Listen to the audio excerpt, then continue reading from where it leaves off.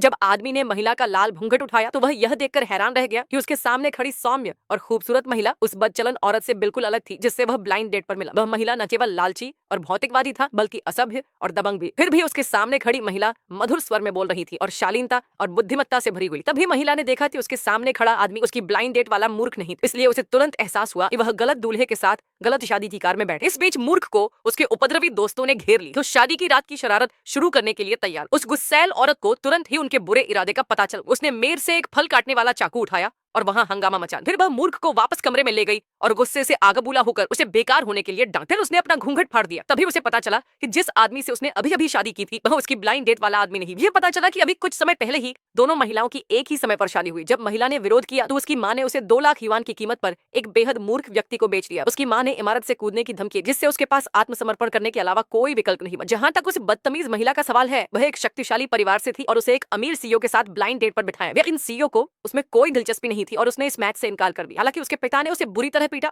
और उन पर शादी के लिए दबाव डाला। माता पिता के अधिकार और विवाह संबंधी परंपरा का बहाना बनाकर विवाह के दिन संयोग से दोनों महिलाएं एक ही होटल में विवाह कर रही थी। उस बदचलन औरत ने देखा कि उस औरत ने भी उसके जैसी ही शादी की पोशाक पहन रखी है। वह तिरस्कार में हंसी उड़ाते हुए वहां से चली गई। लेकिन सुंदर महिला जो पहले से ही उदास थी उसे बहस में ही उसी समय दोनों दूल्हे अपनी दुल्हनों को लेने आए और एक दूसरे से टकरा गए। हालांकि किस्मत ने एक शरारती चाल चली। मूर्ख की मां ने उसके वैवाहिक घर को उसी अपार्टमेंट, उसी इमारत और यहाँ तक कि सीईओ के घर के समान ही एक ही मंजिल पर बनाने की व्यवस्था की। शादी के मंडप में दोनों दुल्हनें दूल्हे का इंतजार कर रही। घमंडी और अनियंत्रित स्वभाव वाली लड़की लाल घूंघट पहनने से इनकार कर रही थी। अपनी सहायिका के बहुत समझाने के बाद ही उसने अनिच्छा से इसे पहना। इस बीच महिला पूरी तरह से तैयार होकर समारोह के लिए तैयार और संतुलित रही। तभी सहायकों को अचानक शौचालय की ओर भागना पड़ा। उसी समय कर्कश महिला के सहायक को एक फोन आया और उसे बाहर जाना पड़ा, जिससे हॉल में केवल 2 दुल्हनें ही रह गई। क्रोधित उस औरत ने तुरंत अपना घूंघट उतार दिया और महिला पर झपट पड़ी तथा उसका मजाक उड़ाया कि उसने एक ही दिन शादी की है और एक ही पहनी हुई है। महिला को यह आश्चर्यजनक नहीं लगा, लेकिन कर्कश महिला ने इसे जाने नहीं बल्कि उसे भड़काने के लिए आगे बढ़ी। इस बार महिला ने पीछे नहीं हटते हुए मजाक उड़ाया कि वह बदचलन औरत इस ड्रेस में उससे भी ज्यादा खराब दिख रही। क्रोधित होकर बदचलन औरत